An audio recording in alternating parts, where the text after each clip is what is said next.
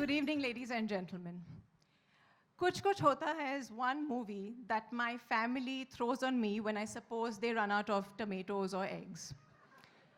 My mother once said, "Do you know what is the best part about Kuch Kuch Hota Hai?" And I said, "What, the songs?" And she said, "No, your absence." Then each time I tell my husband, "I think you should do this script and not that," he says, "Please, I don't need your advice. You're the person who said no to Kuch Kuch Hota Hai."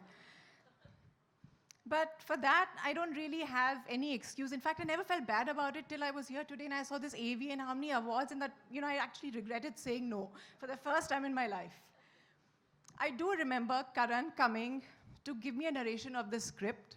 It was the first narration he'd ever given anybody. And we were sitting in my grandmother's house. The ceiling was constantly leaking.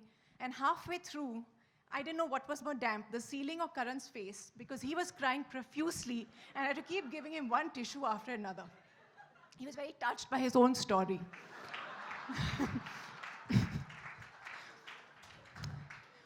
But needless to say, Karan didn't cry for very long.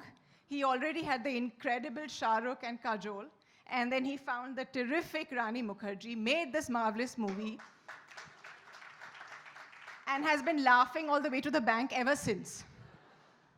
Now, Karan has claimed that I broke his heart when I didn't do this movie because he'd written the part for me, but I want to tell him that I did him the greatest favor, considering every movie I did, even with Shah Rukh Khan, bombed. Kuch Kuch Hota Hai is a super hit simply because I'm not in it.